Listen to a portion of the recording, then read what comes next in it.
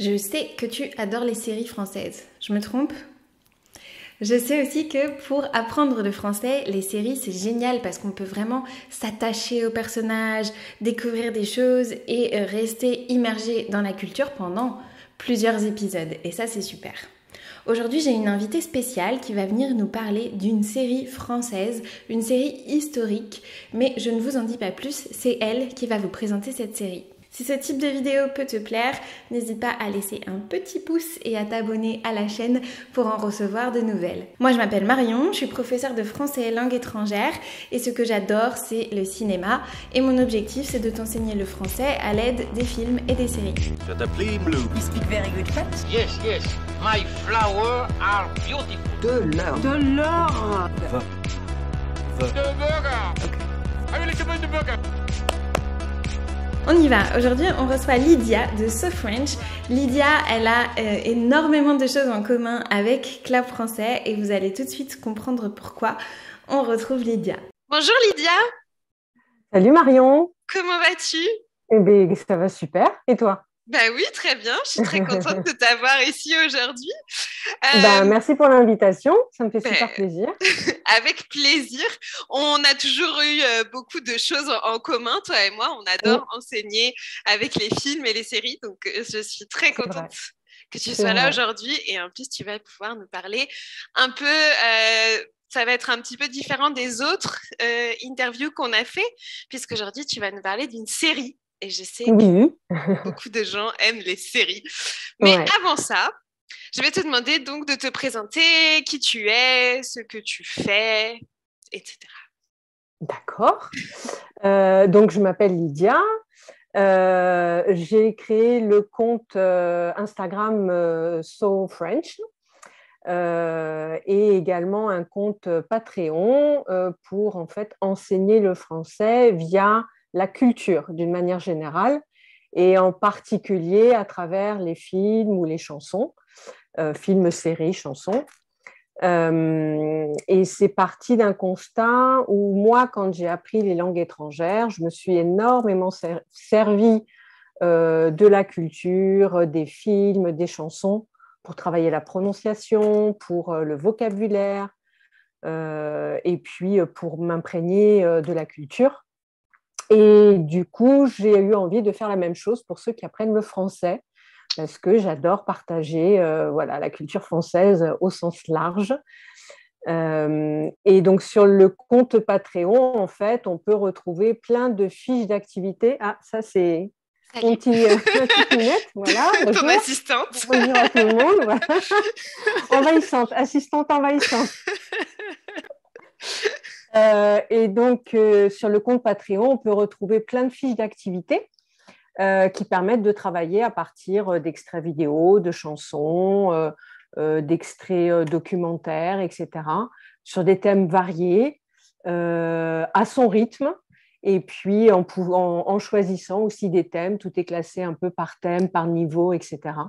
Donc, ça permet à chacun de pouvoir piocher ce qui peut l'intéresser en fonction de ce que chacun cherche. Ok, comme une espèce de bibliothèque de ressources authentiques avec des exercices associés, etc.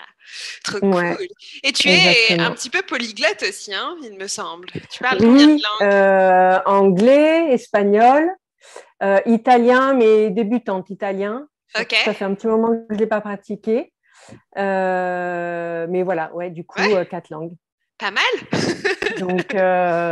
Donc, c'est vrai que j'ai eu l'occasion de me poser plein de questions sur les apprentissages, tout ça.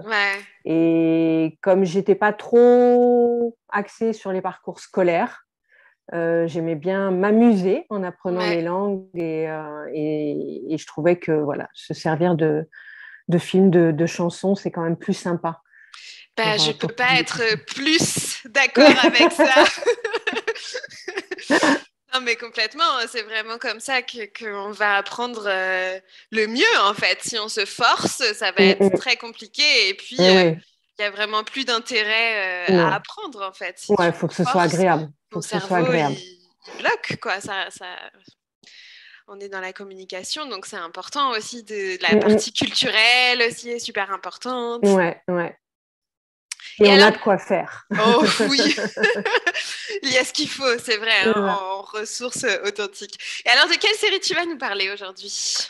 Et du coup, j'ai choisi de parler du Bazar de la Charité. Alors, j'ai choisi cette série d'une part parce qu'elle est disponible sur Netflix, donc du coup assez facile d'accès dans le reste du monde.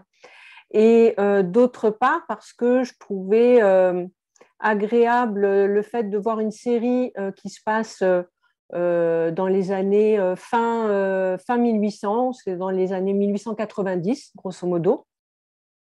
Donc avec des beaux costumes, tout ça.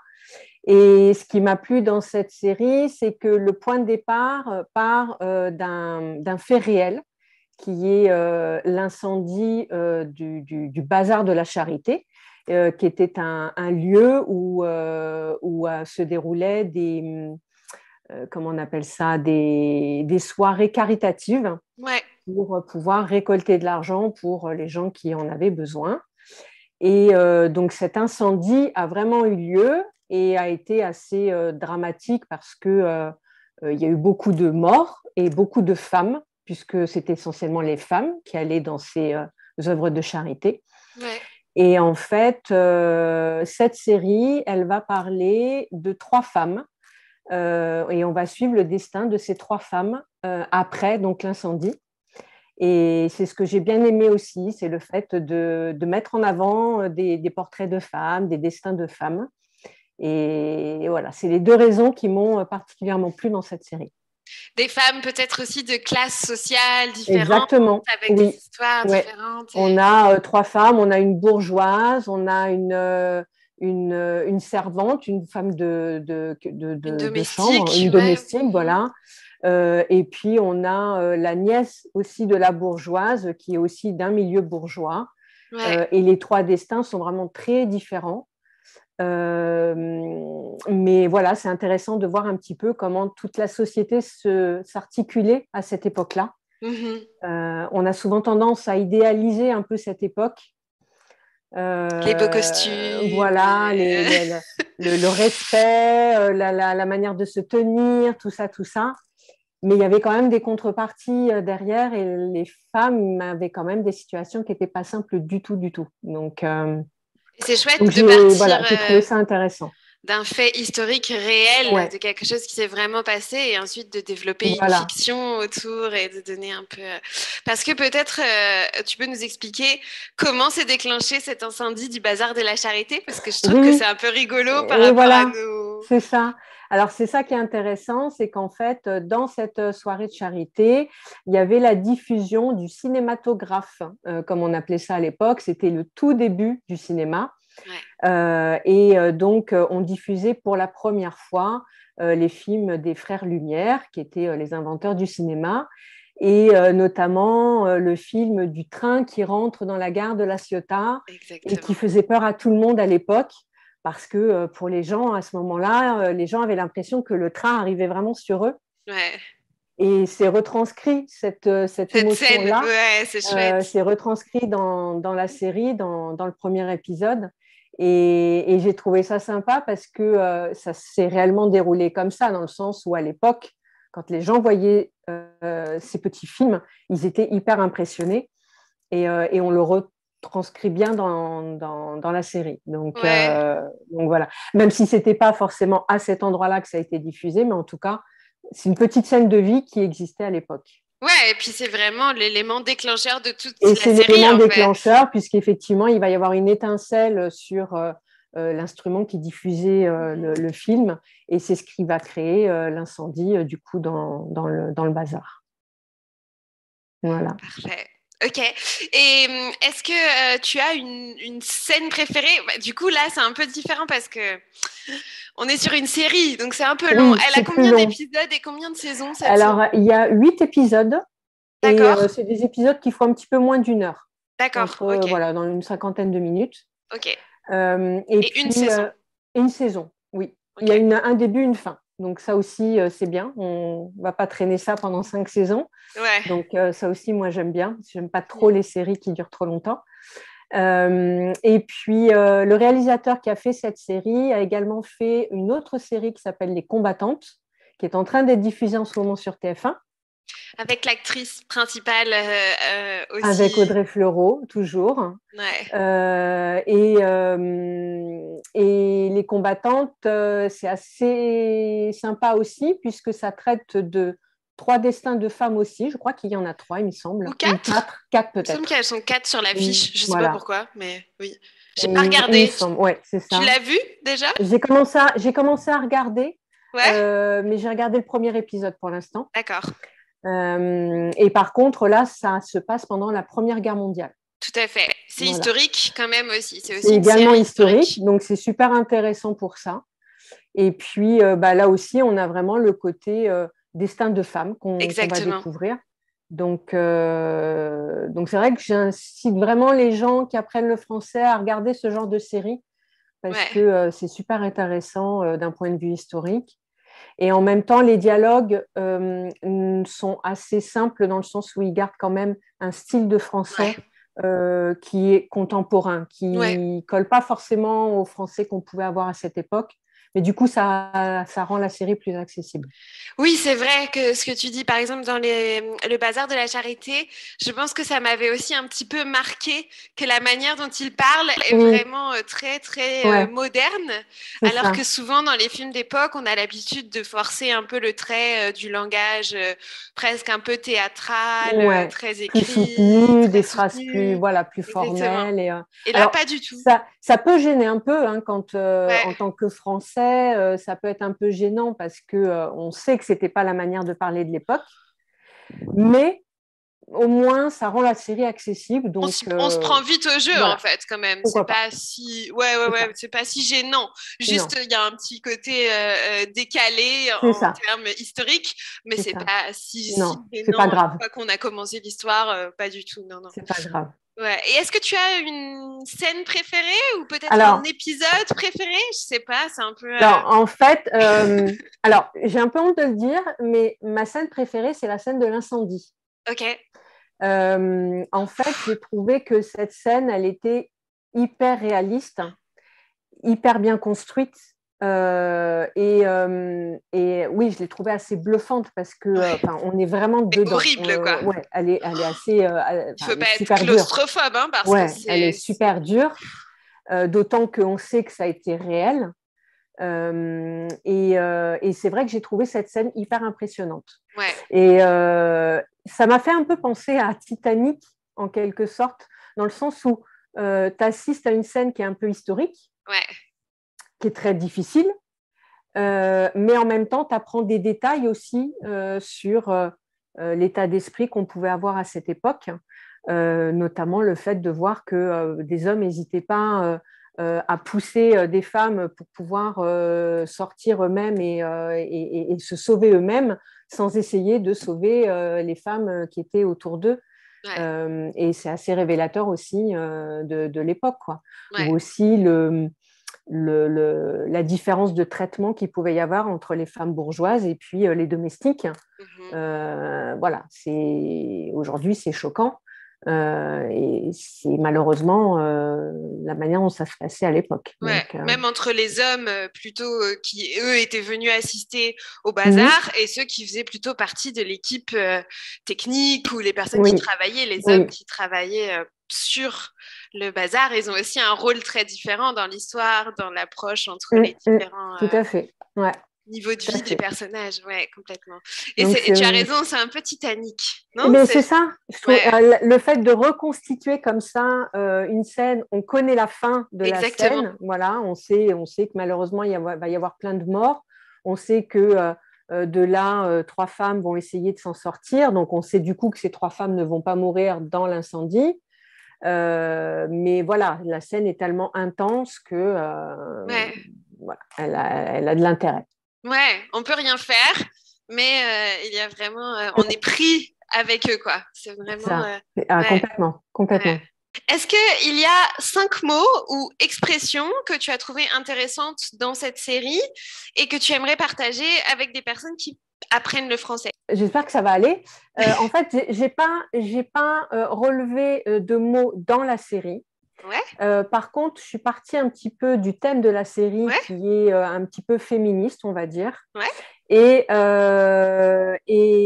j'avais du coup envie de parler de certains mots dans lesquels il y a le mot femme, ou en tout cas qui ont un côté ou féministe, ou voilà, qui sont un peu dans cet état d'esprit-là. Super. Comme notamment le mot bonne femme que l'on peut entendre, qui, par exemple, au sens féminin, a un côté peut-être un peu négatif. En général, quand on utilise ce terme-là, c'est un côté un peu péjoratif. Complètement. Ah, cette bonne femme-là, il y a un côté un peu négatif. Ouais. Alors que le côté bonhomme, le mot bonhomme, bah, là, on est plutôt sur quelque chose de positif. Ouais. Donc, et malheureusement, il y a différents mots comme ça, où quand c'est au féminin, c'est un côté péjoratif, et quand c'est au masculin, il y a un côté positif. Mm-hmm. Donc, voilà, je trouvais ça intéressant de parler de ça. Après, on avait aussi, par exemple, le mot sage-femme qui était intéressant, parce que on pourrait avoir tendance de vouloir masculiniser le mot quand c'est un homme qui le pratique. Ouais.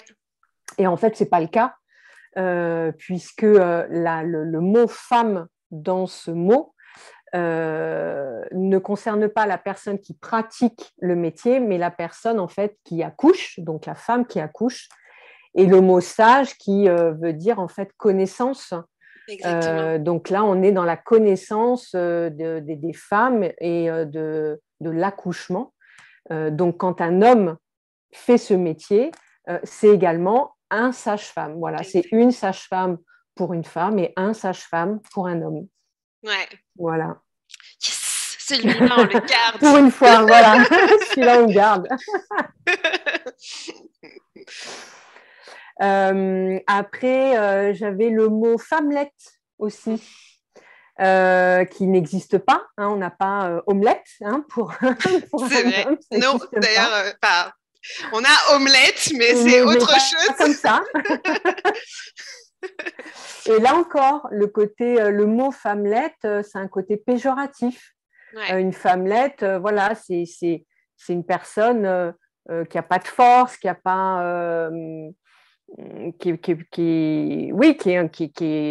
en dessous, quoi, en dessous c'est ça, petit, en fait, voilà, peu. Non, le être, il dit un peu petite femme, quoi. Oui. Ouais. C'est vrai que ce suffixe-là, on l'utilise quand on veut donner la connotation petite. Petit, mignon, voilà, une maison, une maisonnette, voilà. Ouais. Mais là, dans ce mot-là, il y a vraiment un côté péjoratif. Ouais. D'ailleurs, est-ce qu'on l'utilise pour des femmes? Pas vraiment, femmelette. Non, en plus, ça s'utilise plus pour dire d'un homme qu'il n'est pas courageux, qu'il n'a pas de force. donc ça a vraiment un côté péjoratif. Ouais, uniquement. Hein, et on ne l'utilisera pas sur les femmes. Non. Ouais. Non. Je pense pas. Non, je suis d'accord avec toi. Donc, on peut traiter un homme de femmelette. Voilà. Et pas et très c'est sympathique. Négatif. Voilà. Et c'est péjoratif. Enfin, en tout cas, c'est péjoratif en fonction des critères que la société attend des hommes, non? Parce qu'il faut être fort, il faut être... Ouais, c'est vrai. Et ne pas pleurer, etc. Et une femmelette, c'est un homme qui n'a pas de force, qui n'est pas viril, qui pleure. Ce qui n'est peut-être pas mauvais. Ce qui n'est pas forcément un problème en soi. Voilà, c'est ça. Mais en tout cas, voilà, quand on dit ça d'un homme, c'est clairement pas un compliment. Ouais. Donc... qu'est-ce que j'avais d'autre? Alors, j'avais aussi le fait d'utiliser, par exemple, le mot homme avec un grand H quand on veut parler de l'être humain. Ça, c'est quelque chose qui m'horripile. Aujourd'hui, voilà, quand on veut parler de l'être humain, on doit, à mon sens, dire l'être humain, point. Donc, pour la France, par exemple, on ne devrait pas parler des droits de l'homme, on devrait parler des droits de l'être humain, ce qui permet d'inclure tout le monde, les hommes, les femmes, voilà. Et c'est vrai que aujourd'hui, moi, ça me choque quand je vois dans les médias, dans peu importe, ou dans des textes vraiment de loi, des textes fondamentaux, d'entendre parler du mot homme dans ce contexte-là. Voilà, en fait, c'est tellement une habitude qu'on n'a jamais remis en question, en fait. C'est tellement quelque chose qu'on nous a inculqué, comme éduqué à voir le homme avec un grand H. C'est tout le monde. Et nous, on ne s'est jamais dit, bah tiens, quelle idée. Oui, et la femme avec un grand F. C'est ça. Ouais. Donc, et bon, vu le contexte de nos jours où on remet en cause pas mal de choses, je pense que ça peut faire partie de tout ce package de questionner de choses qui pourraient être remis en cause. Qui doivent être remis en cause. Doivent être remis en cause. Je suis d'accord avec toi. Pour coller un petit peu plus à l'évolution de la société. Le fait de féminiser aussi les noms de métiers de nos jours, où on rencontre encore des difficultés à avoir des gens qui vont contester la féminisation de certains noms de métiers. Ou des féminisations pas très heureuses. Voilà, c'est ça. Par exemple, aujourd'hui, je voulais écrire entrepreneur au féminin. Et je me suis dit, la logique, ce serait entrepreneuse. Oui. Et en disant entrepreneuse, je me suis dit, entrepreneuse, c'est pas très joli, quoi. Il y a un côté pas très positif. Ça fait un peu entraîneuse. Ça fait un peu quelque chose de... C'est ça. Donc, du coup, on se retrouve à changer un petit peu la logique de la langue française, où on va plutôt parler d'entrepreneur avec un E à la fin, pour éviter justement ce genre de mots qui ne sont pas, super heureux. Donc là aussi, il y a un gros travail à faire professeur, dans les mentalités, dans l'apprentissage, tout ça. Donc, et puis dans le fait de laisser aussi la langue évoluer aussi. Ça aussi, c'est important. Exactement. Et c'est vrai que quand j'entends des gens dire « Oh, mais non, ça a toujours été comme ça, je ne vois pas pourquoi ça changerait. » Non. Alors, d'une part, ça n'a pas toujours été comme ça, parce que à une époque, les noms de métiers étaient féminisés. Et c'est malheureusement l'Académie française, donc pour laquelle je n'ai pas beaucoup d'estime, parce qu'elle a fait beaucoup de mal à la langue française, à mon sens. Et c'est à cause de l'Académie française qu'effectivement, on a arrêté de féminiser les noms de métiers. Donc non, ça n'a pas toujours été comme ça. L'Académie française. Allez sur le site de l'Académie française et vous comprendrez de quoi on parle en voyant les photos. C'est ça. Un peu plus de femmes et un peu plus de jeunesse, ça ferait pas de mal. Mon Dieu. Mais oui, complètement. Après, cette excuse de ça a toujours été comme ça, c'est une excuse qu'on sert pour beaucoup de choses. Et en fait, ça n'a pas de sens. C'est pas parce que ça a toujours été comme ça depuis que nous, on le connaît, que déjà, ça a toujours été comme ça, comme tu dis. Donc, il faut quand même un peu chercher quand on utilise cette excuse. Et puis pourquoi alors on ne le remettrait pas en question, en fait? Oui, parce que sinon, ça veut dire qu'on n'évolue jamais. C'est ça. On reste toujours dans les acquis et rien ne change. Donc, exactement. Donc, ça n'a pas de sens. C'est pas du tout une excuse, non. C'est comme de dire j'ai jamais parlé français, je vois pas pourquoi je commencerai maintenant. Non, ce n'est pas une excuse. Oui. Bon rebondissement. Soyons courageux. Parfait. Merci beaucoup. En tout cas, si vous voulez regarder le Bazar de la Charité, donc c'est sur Netflix, et Les Combattantes, lui, c'est sur TF1. Donc c'est un petit peu plus, c'est un peu différent, mais ça passe sur la télévision française si vous êtes en France. Mais je pense que ce sera diffusé sur Netflix puisque c'est une coproduction Netflix. Donc je pense que comme le Bazar de la Charité, dans quelques temps, ça sera diffusé sur Netflix. Cool, avec des super actrices françaises. Trop bien. Oui. Alors Lydia, dis-moi, où est-ce qu'on peut te retrouver si on veut travailler avec toi? Comment ça se passe si on veut retrouver tes contenus sur Patreon? On clique sur le lien qui sera ici, c'est ça? Et ensuite... Oui. C'est sous le nom So French. Alors So, S3O, S-O-O-O, French, tout attaché. Et puis sur mon compte Instagram, en fait, il y a le lien vers la petite page qui explique un petit peu tout ce que je fais, la chaîne YouTube, etc. Donc, à partir d'Instagram, on peut retrouver voilà, toutes les petites arborescences. Ok, parfait. Donc, c'est mieux d'aller sur Instagram et retrouver tout. À la limite, ça centralise tout et voilà. Okay. C'est très bien. Super. Ben, merci beaucoup, en tout cas. Merci à toi. J'espère à une prochaine. Oui. C'était très intéressant. Très sympa. Oui. Merci. À la prochaine, Lydia. Salut. Et à la prochaine. Voilà, j'espère que cet entretien vous a autant inspiré que moi. C'était vraiment très intéressant, cette vision de la langue française et tout ce qu'on peut creuser en fait à partir d'une simple série, d'une simple œuvre cinématographique. Si c'est quelque chose qui vous plaît d'apprendre le français, de pouvoir avoir des discussions un peu plus profondes sur la langue française, sur la culture française en partant de films et de séries, vous pouvez rejoindre notre ciné-club qui a lieu plusieurs fois par mois, environ 8 fois par mois. Et vous retrouverez toutes les informations ici dans les commentaires de cette vidéo. Je vous dis à bientôt et bonne continuation avec ton français.